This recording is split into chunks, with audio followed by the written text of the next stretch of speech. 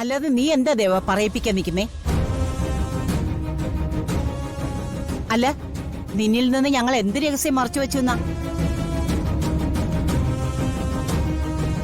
എന്തെങ്കിലും ഒരു കാര്യം മനസ്സിലെടുത്ത് വെക്കുക, എന്നിട്ട് അങ്ങോട്ട് കുറ്റം പറയാൻ തുടങ്ങുക. അതല്ലേ ഇപ്പൊ പറഞ്ഞോണ്ടിരിക്കുന്നേ. എന്നെ കൺമുമ്പിൽ കണ്ടുകൂടായെങ്കിൽ ഞാൻ അങ്ങ് പൊയ്ക്കോളാം. ഇങ്ങനെ ഉറങ്ങാതെ സ്വബോധം വിട്ടു നടക്കുന്നത് കാണുമ്പോ വേദനയുണ്ട്. ആരും എനിക്ക് വേണ്ടി വേദനിക്കണ്ടാമേ.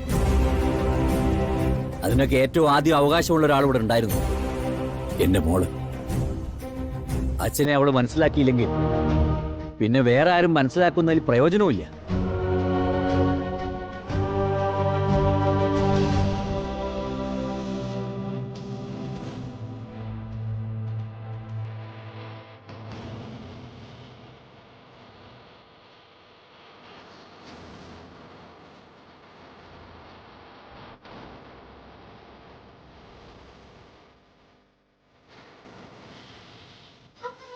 ദേവേട്ടാ, എനിക്ക്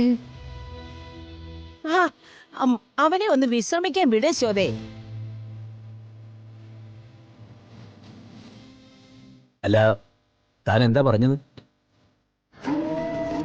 താൻ എന്താ ഇപ്പൊ എന്നോട് പറഞ്ഞു വന്നത്? തനിക്കെന്തോ എന്നോട് പറയാനുണ്ടെന്നല്ലേ?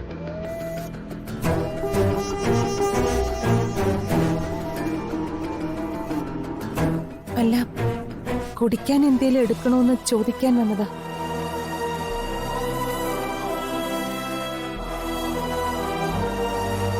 എന്തെങ്കിലും ഒളിക്കുന്നുണ്ടോന്ന് ഞാൻ ചോദിച്ചാ ഇല്ല.